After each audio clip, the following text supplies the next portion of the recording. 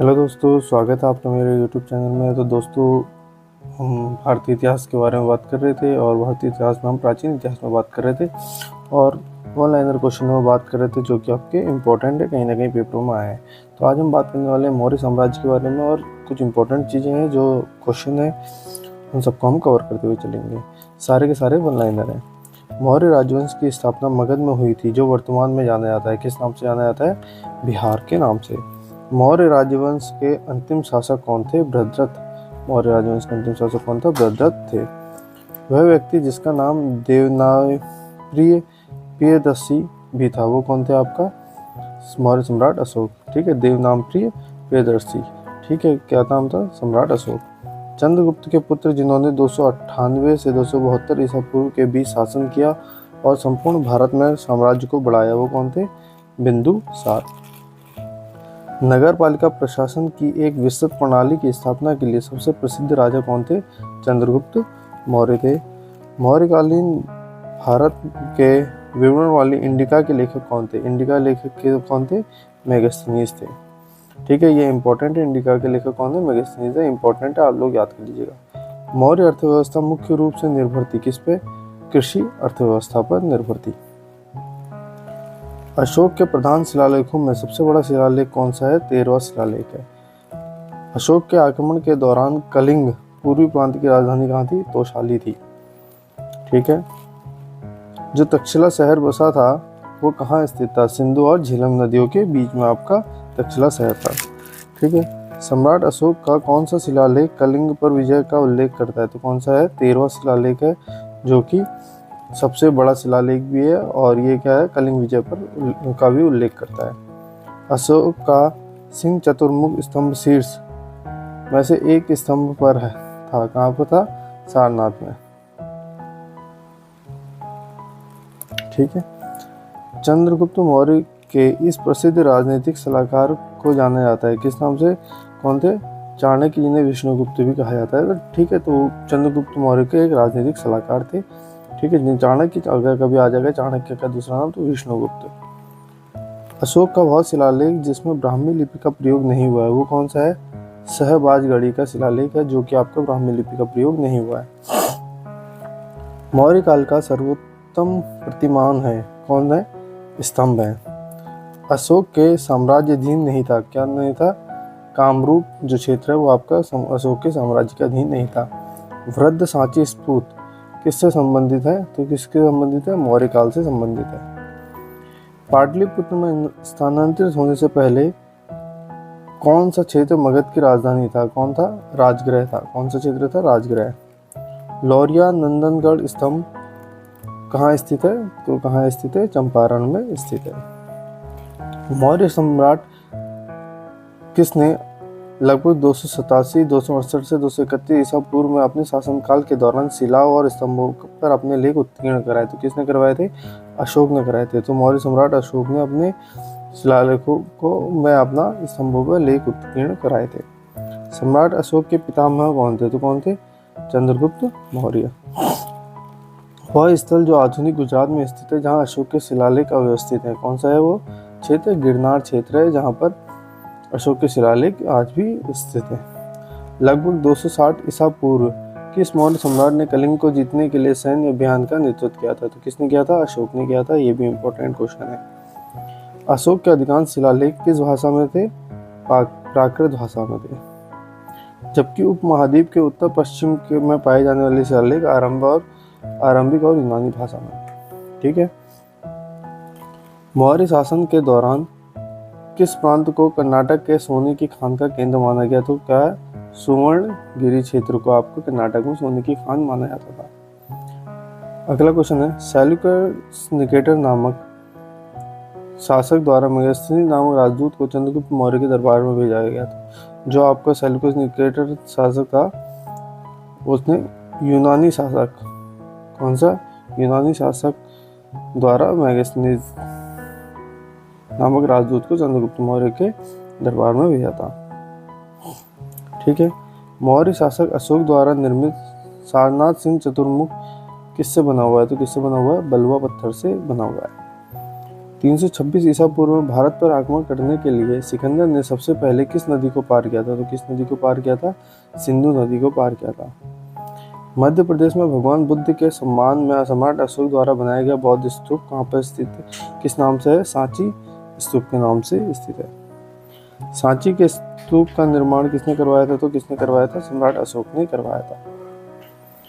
बौद्ध धर्म से संबंधित प्रख्यात भवन संरचना धम्मेक स्तूप का निर्माण मूलतः किस वंश के शासनकाल के दौरान हुआ? मौर्य। बौद्ध संरचना धम्मेक स्तूप कहाँ स्थित है? तो कहाँ पर स्थित है? सारनाथ में स्थित है। तृतीय बौद्ध परिषद का आयोजन किसने करवाया था? तो किसने करवाया था? सम्राट अशोक ने करवाया था। अशोक तर्क सिद्ध रूप से प्रारंभिक भारत के सबसे प्रसिद्ध शासक थे जिसने कलिंग पर विजय प्राप्त की। वे किसके पोते थे? तो चंद्रगुप्त मौर्य के पोते थे। ठीक है। ऐतिहासिक ग्रांड ट्रंक रोड का निर्माण कई शासकों द्वारा कराया गया था। मौर्य वंश के शासनकाल के दौरान इसे क्या कहा जाता था? इसे कहा जाता था उत्तरापुर। ठीक है। कलिंग युद्ध की हिंसा को देखकर प्रतिशोध लेने की सोच रखने वाले सम्राट अशोक का हृदय परिवर्तन हुआ और वे स्थिर चित्त और शांति प्रिय सम्राट बनके किस धर्म को अपना लिया? बौद्ध धर्म को अपना लिया। चंद्रगुप्त मौर्य के गुरु का नाम क्या था? विष्णुगुप्त था। उदयन ने मगध की राजधानी को किस शहर से हटाकर पाटलिपुत्र में स्थानांतरित किया? तो कहाँ पर से? राजगीर से हटाकर। ठीक है। मेगस्थनीज ने कौन सी पुस्तक लिखी थी? तो मेगस्थनीज ने कौन सी पुस्तक लिखी थी? इंडिका नामक पुस्तक लिखी थी। अशोक के प्राचीनतम प्राप्त अभिलेख किस लिपि में थे? तो किस लिपि में थे? ब्राह्मी लिपि में थे।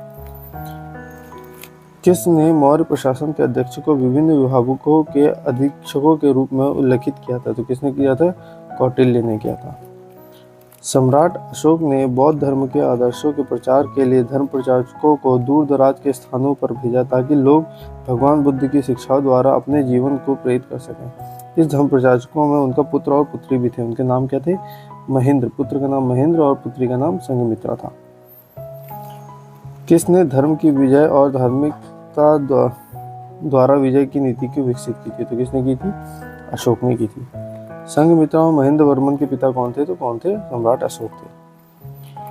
अशोक के शासनकाल की सबसे महत्वपूर्ण घटना कलिंग आधुनिक युग में कहाँ की विजय थी जो उनके जीवन का एक महत्वपूर्ण परिवर्तन सिद्ध हुई? तो कलिंग क्या थे? आपका ओडिशा का।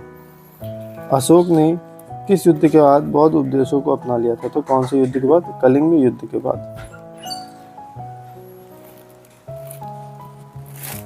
प्रसिद्ध कलिंग युद्ध ने सम्राट अशोक को युद्ध छोड़ने और बौद्ध धर्म को अपनाने के लिए प्रेरित किया था। वह युद्ध उड़ीसा में कब लड़ा गया था? तो कब लड़ा गया था? 261 ईस्वी पूर्व में लड़ा गया था।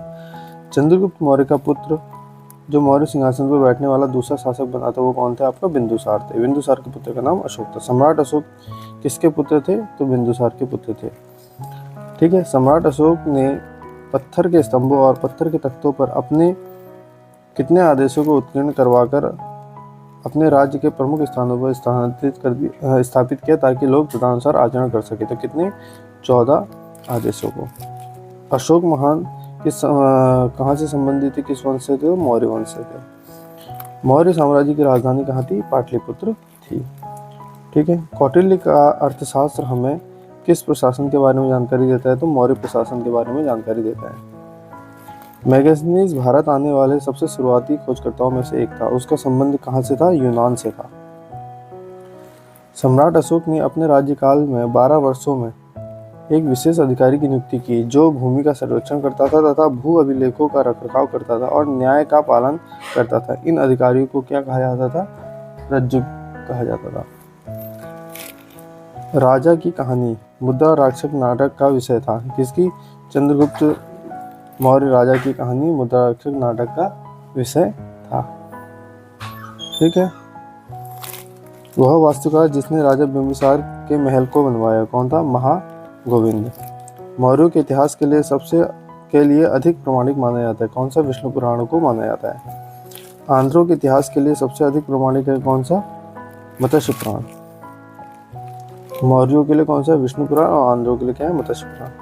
मौर्य काल में सदैव राजा के पास रहने वाले विष परीक्षक वैद्य को कहा जाता था जांगली विद कहा जाता था। शासक जो मौर्य वंश से संबंधित नहीं है कौन से? अग्निमित्र जो कि मौर्य वंश से संबंधित नहीं है। अशोक के स्तंभ लेखों के लिए पत्थर निकाला जाता था, कहाँ से? चुनार से। अशोक का वह शिलालेख जो धार्मिक संश्लेषणों के बारे में बताता है तो कौन सा है? 12वां शिलालेख है। सम्राट अशोक ने अपने राज्याभिषेक के बाद कलिंग पर विजय प्राप्त किया था। कितने? 8 वर्ष बाद। प्राकृत भाषा के पोषक थे कौन? सातवाहन नरेश, जो कि आपके प्राकृत भाषा के पोषक थे। कला के लोक पक्ष को अधिक प्रोत्साहित मिला कब? सातवाहन काल में मिला था। मथुरा मूर्तिकला शैली प्रारंभ हुई थी कब हुई थी? कुषाण के शासनकाल में हुई थी। वे शासकों जिन्होंने गिरनार क्षेत्र में जल संसाधन व्यवस्था की ओर ध्यान दिया वो कौन थे? चंद्रगुप्त मौर्य और अशोक थे। राजा जिसके एक अभिलेख से सूचना मिलती है कि वह शाक्य मुनि बुद्ध के जन्म लुम्बिनी में हुआ था वो कौन थे? अशोक। सारनाथ स्तंभ का निर्माण करवाया था किसने करवाया था? अशोक ने करवाया था। अशोक द्वारा स्थापित सबसे सुरक्षित स्तंभ है वो कौन सा है? लोरिया नंदनगढ़ का स्तंभ है। अशोक का वह अभिलेख जो कनक मुनि बुद्ध के अस्तित्व को प्रमाणित करती है वो कौन सा है? निगाली सागर स्तंभ अभिलेख। गुर्जरा लघु शिलालेख जिसमें अशोक का नामोल्लेख किया गया है स्थित है कहाँ पर? मध्य प्रदेश के दातिया जिले में। अशोक के अभिलेखों में से पूर्ण रूपेण धार्मिक सहिष्णुता के प्रति समर्पित अभिलेख कौन सा है? शिलालेख 12वां। ब्राह्मी लिपि को सर्वप्रथम पढ़ा गया किसने? जेम्स प्रिसेप्ट ने पढ़ा था। बहुत इंपॉर्टेंट क्वेश्चन है, बहुत बार आया हुआ है। प्राग अशोक ब्राह्मी लिपि का पता चलता है कहाँ से? अनुराधापुर से पता चलता है। पत्थर पर प्राचीनतम शिलालेख थे प्राकृत भाषा में, कौन सी भाषा में थे? प्राकृत भाषा में। अपने साम्राज्य के उत्तर पश्चिमी भाग में उत्कीर्ण राजाज्ञों के लिए अशोक ने लिपियों का प्रयोग किया था, कौन सा होता? अरमाइक, ग्रीक और खरोष्टी लिपि का। इलाहाबाद में अशोक स्तंभ सूचना प्रदान करता है किसके? समुद्रगुप्त के बारे में। इलाहाबाद का जो अशोक स्तंभ है उसमें समुद्रगुप्त के बारे में जानकारी मिलती है। फाहियान भारत आया था, कब आया था? 399 AD में आया था। अशोक का समकालीन तुर्मय राजा था, कौन था? कौन था? मिस्र। मकदूनिया में अशोक का समकालीन राजा था, कौन सा? एंटियोगोन गोनटास था। टालेमी फिलाफेंडफ जिसके साथ अशोक के राज नए संबंध थे, कहाँ का शासक था? मिस्र का। एक इतिहासकार के अनुसार अशोक शिलालेखों में अशोक ने जिस धर्म के प्रतिपादन किया वह वस्तुतः राजधर्म था, कहाँ का? फ्लीट का। आधुनिक देवनागरी लिपि का प्राचीनतम रूप है कौन सा? ब्राह्मी लिपि। किसने सहिष्णुता, उदारता और करुणा के लिए त्रिविध आधार पर राजधर्म की स्थापना की? किसने? अशोक ने। सांची का स्तूप बनवाया था किसने बनवाया था? अशोक ने बनवाया था। ब्राह्मी लिपि का प्रथम उद्वादन उत्कीर्ण अक्षरों से किया किस स्तंभों पर? ठीक है। बुलंदी बाग प्राचीन स्थान था, कहाँ का था? पाटलिपुत्र का। मौर्य काल में तक्षशिला के प्रसिद्ध शिक्षा केंद्र के द्वार खुले थे किसके लिए? ब्राह्मणों के लिए, क्षत्रियों के लिए और वैश्यों के लिए खुले थे। मौर्य काल में दंड विधान थे काफी कठोर। कालसी प्रसिद्ध है, अशोक के शिलालेखों के कारण कालसी प्रसिद्ध है। चंद्रगुप्त मौर्य ने अपने अंतिम दिन व्यतीत किए थे कहाँ पर? श्रावण बेलगोला में व्यतीत किए थे। अशोक का वह शिला अभिलेख जिसमें धार्मिक सहिष्णुता के सिद्धांत की बात कही गई है शिलालेख 12वां है। चंद्रगुप्त मौर्य की मृत्यु के बाद मौर्य साम्राज्य के सिंहासन पर कौन बैठा था? तो कौन बैठे थे? बिंदुसार बैठा था। अंतिम मौर्य सम्राट की हत्या के लिए जिम्मेदार था कौन? पुष्यमित्र शुंग। मौर्य सेना के प्रशासनिक कार्यों की जिम्मेदारी कितने सदस्यों को सौंपी गई थी? तो कितने सदस्यों को सौंपी गई थी? 30 सदस्यों को। ठीक है। भारतीय समाज को 7 वर्गों में वर्गीकृत किया, किसने किया? मेगास्थनीज ने। अशोक के अभिलेखों के अनुसार मगध साम्राज्य के एक प्रांतीय केंद्र नहीं था, कौन? इंद्रप्रस्थ। किस ग्रंथ में मौर्य साम्राज्य के काल के लिए प्रशासनिक और सैन्य संगठन का सूक्ष्म विवरण देता है? कौन सा देता है? अर्थशास्त्र। कौटिल्य के सप्तांग सिद्धांत में अमात्य हैं मंत्री और अधिकारी। सम्राट अशोक ने अपने राज्याभिषेक के कितने वर्ष बाद कलिंग को जीता था? 8 वर्ष बाद। मौर्य शासक ने कलिंग की लड़ाई के बाद युद्ध करना छोड़ दिया, कौन सा मौर्य शासक था? अशोक। मौर्य सम्राट चंद्रगुप्त ने किसको हराया था? सेल्यूकस निकेटर को पराजित किया था। किसने 322 ईस्वी पूर्व में कौटिल्य की सहायता से अंतिम नंद शासक घनानंद को पराजित किया था? किसने किया था? चंद्रगुप्त मौर्य ने। समाहर्ता नामक अधिकारी का कार्य क्या था? कर निर्धारण का कार्य था। समाहर्ता जो कि आपका कर निर्धारण का काम करता था। मौर्य साम्राज्य का संस्थापक कौन थे? तो चंद्रगुप्त मौर्य थे। किसने सन 1837 में पहली बार ब्राह्मी लिपि को समझा था? किसने समझा था? जेम्स प्रिसेप ने। किस लिपि सभी आधुनिक भारतीय लिपियों की जननी मानी जाती है? किस लिपि को माना जाता है? ब्राह्मी लिपि को। मौर्य राजवंश का अंतिम शासक कौन था? भद्रथ था। सम्राट अशोक ने बौद्ध धर्म ग्रहण किया था? कलिंग युद्ध के बाद। कब किया था? कलिंग युद्ध के बाद। मौर्य राजवंश से संबंधित नहीं था कौन? बिंबिसार मौर्य राजवंश से संबंधित नहीं थे। किसने अपनी प्रजा और अधिकारियों के लिए पत्थर की सतहों पर अपने संदेशों को उत्कीर्ण कराया? तो किसने कराया था? अशोक ने। अशोक के कंधार अभिलेखों की खोज कब की गई थी? 1958 में की गई थी। भारत के प्राचीन इतिहास के संदर्भ में अशोक स्तंभ का संबंध कहाँ से है? सांची से है।